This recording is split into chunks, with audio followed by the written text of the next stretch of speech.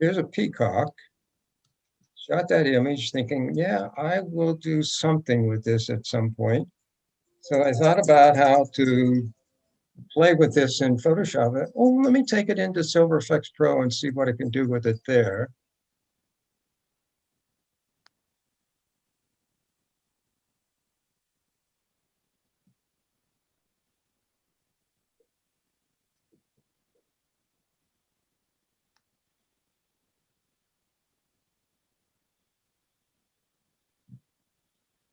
There's that sort of sepia with a white vignette around it. That's somewhat interesting. And I can come over here and play with the sliders. I keep using the word play because that's what I do.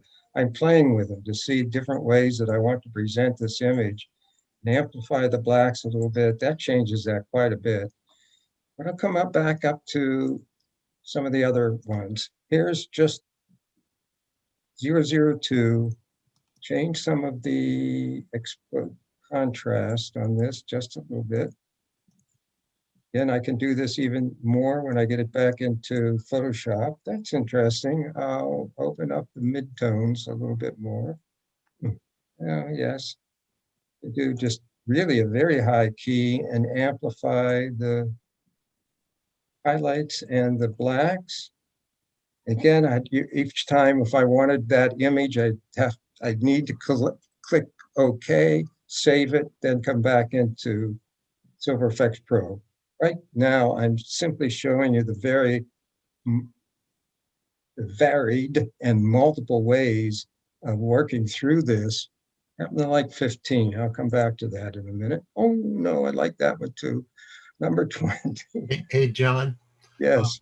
At the very bottom left, there's a history panel in the Silver Effects Pro. So you can use the history panel to examine the choices you made. Yes, that's true. Right down in the lower left, you see history, and you can see all the steps that I'm doing as I go through this. Absolutely. So you can do with that also.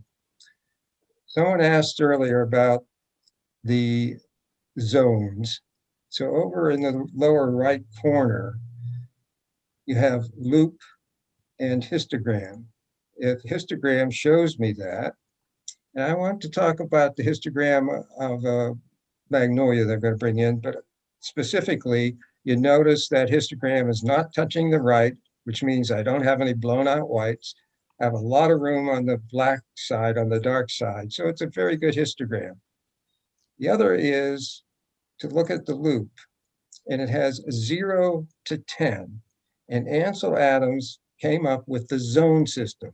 For each one stop of light, he had a zone number. So 0 was pure black and 10 is pure white.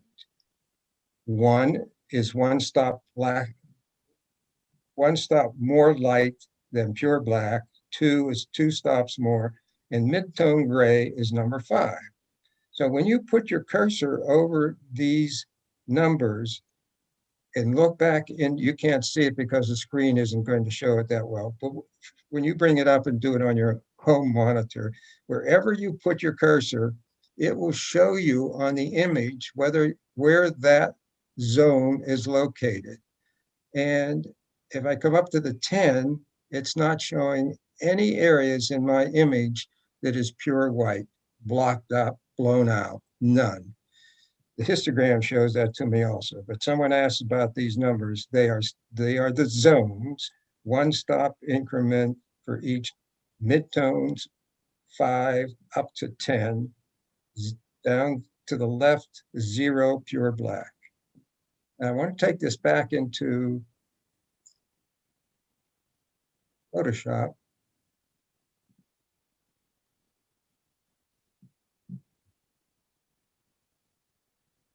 Because I thought this would be neat to play with in relation to the mask.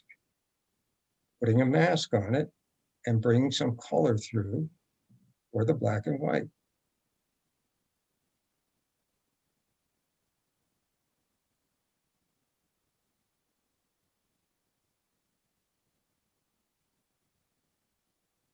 There it is. Remember down at the bottom of the layers palette, third one to the left is the mask. I put a mask on the black and white image. Come over to the toolbar. Down at the bottom is black. Have the paintbrush. So I can turn off a portion of the black and white. Coming over to Peacock itself and bring back. Do I have black? Yes. Normal. Good. Okay. Oh, the brush is so small, it's not, I can't see it. There it is. You got a very small brush, John. That's what it was. Yes. Why is that happening?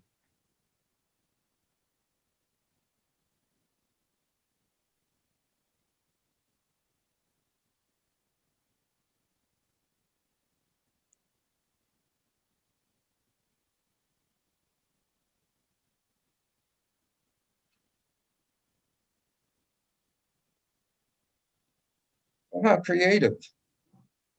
Oh, well, maybe I'll do the bottom part here also to add something in there so that that's sitting on something. And what I talked about before, oh, that's too much. Come back over, put the white in the foreground. Now when I'm painting with white, which is bringing back the black and white.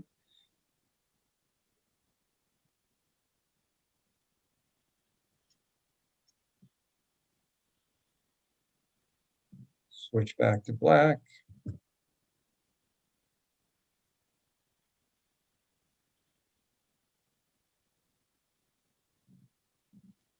I created a mix of color to black and white. Let me back up before that and think, okay, I could do that, but I also could lower the opacity on this, which will bring some of the color back, but that doesn't work as well for me as doing the painting the black on the image itself, where I want to bring just the peacock's color back into the image. John, you have a couple of questions in the chat box. All right, just a minute. Oh, you mean you want me to talk? Oh, geez, I'm having too much fun changing things. Yeah, you don't even need us. Okay, hold on.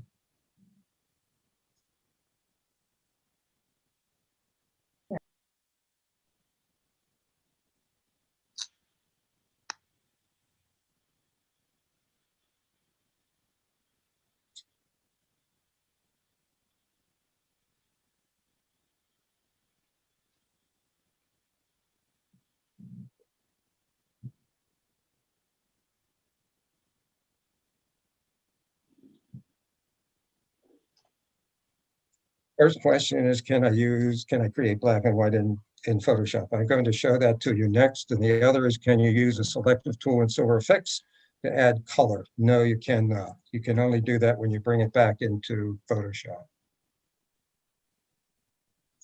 How creative to do. Think of how many different ways you can work with these images. In fact, in Silver Effects, you could create the sepia, or in here, I can create this as a sepia tone also by using the hue saturation adjustment. Coming over to on the right-hand side, and instead of the default, come down to sepia, and now it has sepia, and I can adjust the amount of sepia with that slider. And in fact, in this case, I'd like that very much. I would like to add another layer and put levels on top of that to adjust the midtones a little bit more. Look at the different versions of an image that you can have. And each time here, you don't need to say okay to anything. If you want to save a different image, just come up to File, Save As, and save it. Name it differently, then come back and work on things again. Let me show you the features that are now in Adobe Camera Raw. I mean, it's in Adobe Camera Raw, but it's Photoshop. Photoshop has added some very nice features overall. to do black and white conversions. I don't think it's as powerful yet as Silver Effects Pro, but it is very good. So here's the image. I'll take it into Camera Raw.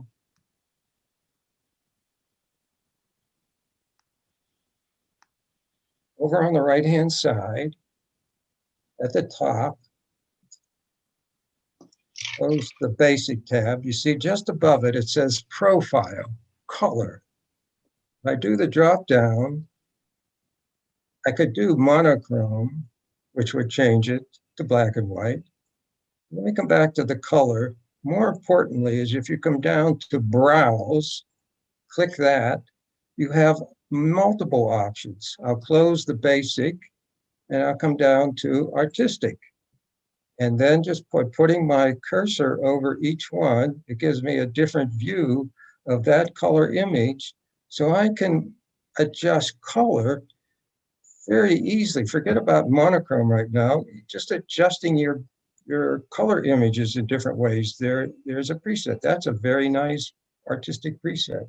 Close that, come down to modern, and then you have all these different ways of seeing the image, and you just click on it and it will change it. Or vintage, all the different ways that this has here, and black and white.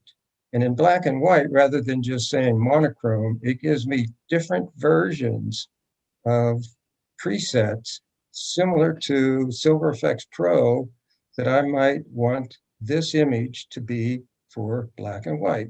And in this case, the one that was black and white 5, 7, let me see, 7, let's see this. I'm always looking into the shadows. In a black and white, it's very important to have some detail in the shadows where you believe your mind would see detail. So I'm coming down into there. There we go. That one's much better. Let's see that down more. That looks good. So if I click on that,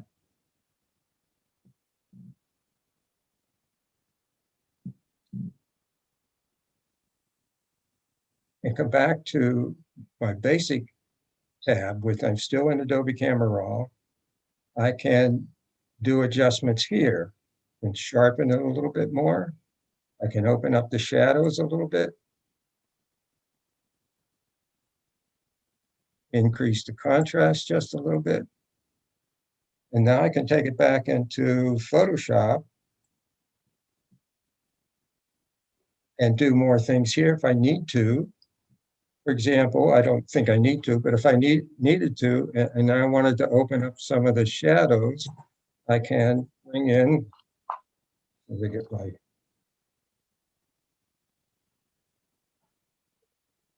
mouse to work here. Go to Dodge, on midtones, over to the image, and open up those midtones a little bit more. And if I thought this top part is a little too bright because I want that to be the brightest, come over to the burn tool and just do midtones, not shadows. I'm going to come up and put it on midtones and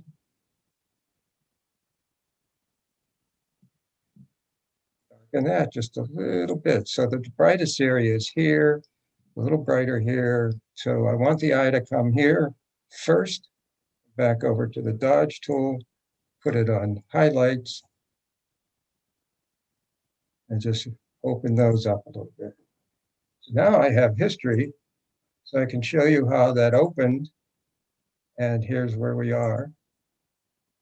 And I did that entirely in Adobe Camera Raw.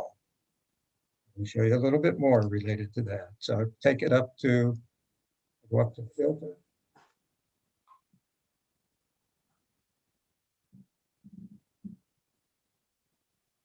Camera Raw filter. And at the top, I'm going to close the Basic. At the top, you see, I had profiles, and there's that little drop down that I can find the different ones there. There's also this little set of squares next to it. And if you click on those, you get those again. So you can get there either way. And then here's just above to the left, it says back. Over on the sidebar, the second from the bottom, you click that, you get all kinds of various presets. And you see, as I just run my cursor down them, I get a view of what that is. So you can change your color images very nicely with one of these and then work on it again in Adobe Camera Raw or back in Photoshop down in the black and white area. John, what's the difference between a profile and a preset? Profile, I don't really have a good answer for you other than a preset has the sliders pretty much set. Let me show you what I mean by that. Let me do Feb20.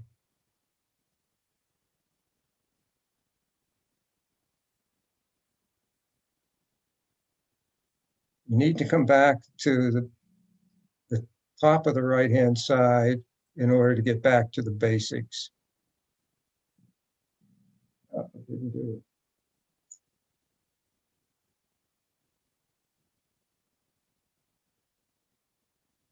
I'll answer that next week because I need to do a little bit more research on it because I'm pretty sure that by doing a profile, it will change the sliders for me automatically. Let's see if that does that. Bud was talking about it Tuesday night, and I wrote it down to ask him. No, I'll have to go back to it. But think of the different ways that you can work on an image just in Photoshop and Adobe Camera Raw. Silver Effects Pro has more features, but I'm trying to negotiate a discount for a number of you for Silver Effects Pro. So don't go purchasing anything yet until I have a chance to work on some things. But I want to talk about a high key image. John, I have a question. Yes, Is there any advantage to, you started with a JPEG. yes. Is there any advantage to convert to TIFF before you take it into the Adobe Camera Raw and then keep working back and forth with the TIFF file? Well, I'm glad you asked the question for a number of reasons. One is I do not normally work on JPEGs. A JPEG is a very compressed image of my original. So all of the images that I work on for me is a TIFF or a PSD originally or a RAW file. 99% of the cases it's a RAW file, and then I do work on it and save it as a TIFF. I work on JPEGs only as demonstrations so that the time it takes to make a change, it's just faster.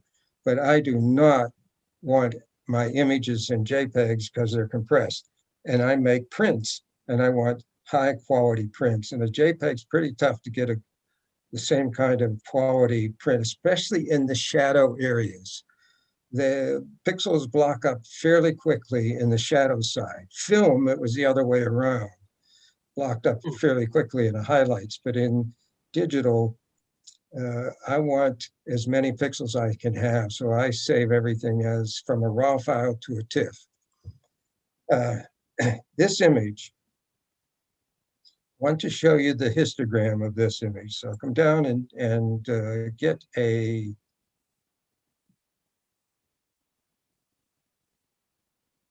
levels. See the histogram. And it's touching the right-hand side because the background in this case is pure white. But a true high key, by definition of high key, there are no pixels, no tones in the image below a mid-tone gray. Can't get the words out. Zone 5 is as dark as any part of the image should be. All the tones need to be brighter than, equal to or brighter than a zone 5 mid-tone. And in this case, you can see that histogram is certainly to the right of that mid-tone.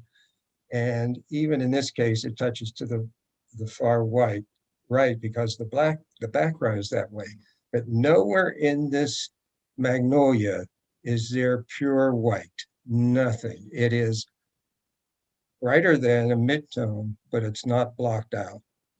Oh, in this image alone, and in fact, this is a color image of a magnolia, because the magnolia is white, and I had a white sheet behind it. So this is a color image. And if I take this into Silver Effects Pro, need to get to the right layer. And I don't need levels. I just to show using that to show you the histogram. John, another question. Yes, Isn't the midsection of the magnolia browns and yellows? they're darker. Yes, can be overall. So as you mentioned that, yes, I think I did convert this this was shot originally on film. So I think as I converted it to digital, I changed that. But you have a good point in relation to how that should look. And remember the histogram that I just showed you, there was some room to the right of zone 5. I would like that to be a little darker, but I wanted to take it into Silver Effects Pro first. Good question. Thank you.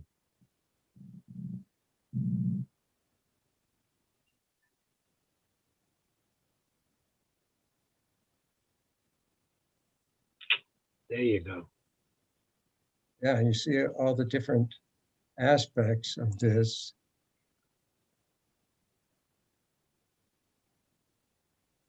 That's nice. Isn't it amazing of the different variations that you can do with just that one flower? Look at this, just Wow. clicking down these presets. Hmm. And I haven't even touched the sliders on the right. Hey, John, what's the difference in the free version versus the paid version? Did I miss that? The free version of what? Of Silver Effects Pro. Oh, the free version is a much older version. And as for everything I've shown you today, I don't think there's any difference at all. If you can find a free version, do it. The only difference. I have the answer to that because last week after your presentation, John, I went Yes. searching on my computer and I found it. And it has 38 presets as opposed to, I think, the 58. 50. But Yeah, I big played deal. with it. It was wonderful. Absolutely. Absolutely. I think, yes, if you can find a free version, the only other difference is DxO, when they charge you, you're not just being charged for Silver Effects Pro. There are 4 or 5 other software packages you're getting. There's Silver Effects Pro, Color Effects Pro, Vivessa, and a number of others. So you're buying a package of modules. Got it. Let me take the midtones.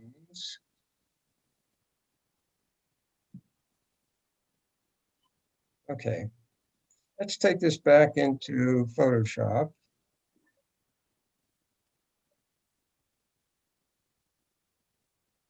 It's coming in.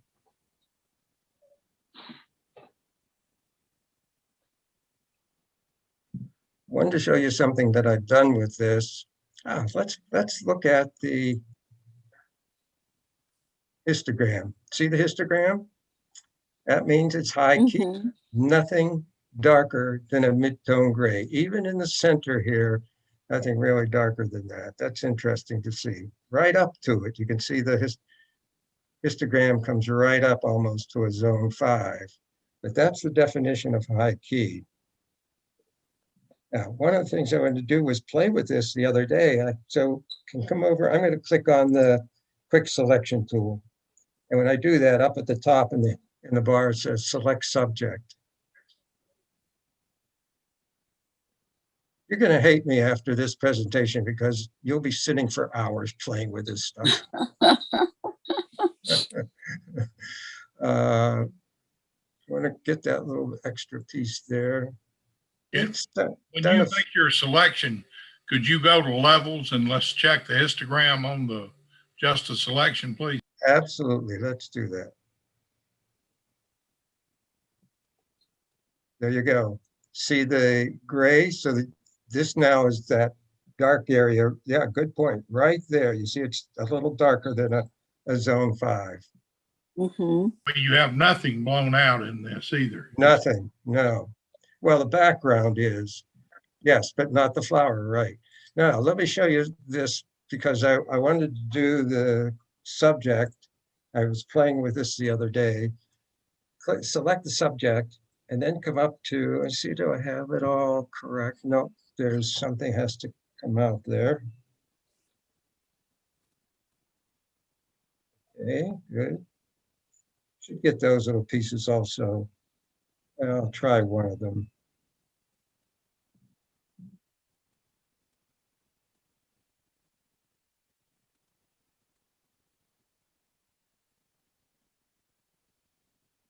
That's good enough to show you the demonstration. Now I'll go up to select inverse. And down at the bottom of my toolbar, I have black. So I'll come up to edit. I'm going to do a blank layer. I added the blank layer. That's the second at the bottom of the layers palette, second from the right. And edit, fill, black. Oh, I have a whole different looking image, and maybe that's too bright for this, for having a black. So, oh, well, maybe I should do that sort of a little differently. Maybe I'll get sort of a dark gray and go to edit. Oh, I need to bring this dancing ants back. And the way to do that, once you have something set up that way, is hold the control or command key, click on that image, and it brings back the dancing ant. Then I'll Hmm. edit, fill. In this case, I'll do the foreground color. That's Hmm. a little different looking. I could vignette it, but more. So rather than that is if I go down to the bottom of the toolbar and I select another gray, if I want to do grays, and come up to the, that's not it. Here it is, the gradient tool, and get the dancing ants back. I'll remove that layer and put another empty layer up there. Now I have the gradient tool, and at the top, in the options bar, I've picked the second from the right. And I'll just put it on a diagonal here and see what it comes up with. Oh, I think I'll switch Hmm. this around so that I have a brighter area in the middle. How about that? And just keep playing with things. Hmm. I want to darken the flower a little bit. So click on the black and white image of that, down and getting a levels. Move the midtones in some.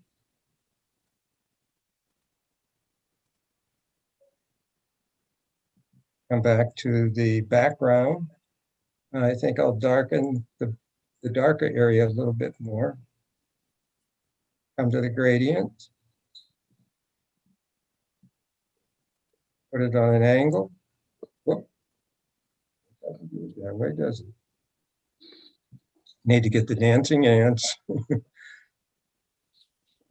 Edit. If I want to edit fill, I don't want to do that. The dancing ants. Select inverse. Over to there.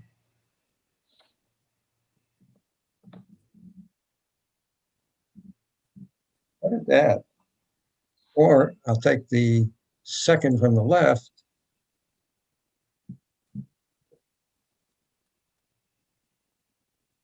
And I could just keep playing with different ways of presenting the image. So I have black and white, filters, all kinds of things you can do with your images to create something that's very pretty for you. You have time? If so, I want to do this one more.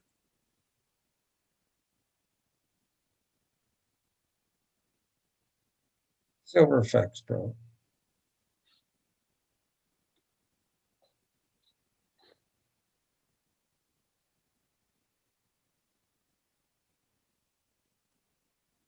Watch the variations of just the way I'm just clicking on different ones.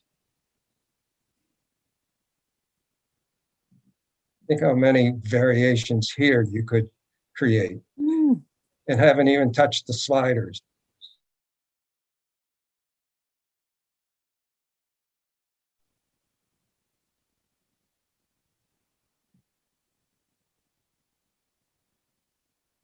Hey, John, when you first open Silver FX Pro, does it open up a neutral picture or does Yes, it does. Good Okay. question. It does. The first preset is called neutral.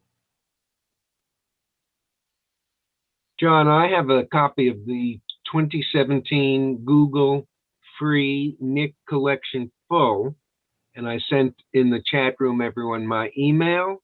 And if they'd Okay. like a copy, I will Oh, respond. that would be wonderful. And would you send that to me and I can send it out to I shall do people? that. Great. Thank Any you. individuals, just put NIK in the subject and that'll work. Yes. Well, thank you so much. Sure. But he sent you an email, Jim. Thank you. Mhm.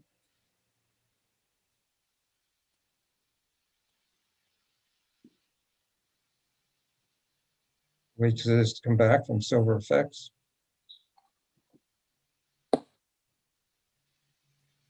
Mm. I would do a couple things on this for me. I would do levels first, brighten up the highlights just a little bit, and maybe the midtones some. Then take it into, back on the pixel layer, and take it into Camera Raw. Here's another way to do vignetting. Come down to the lower one, says Effects. Move the vignette slider to the left to darken it, move it to Oh. the right to lighten it, and you can feather it. Maybe that's too much lightness. Bring that back just a little bit.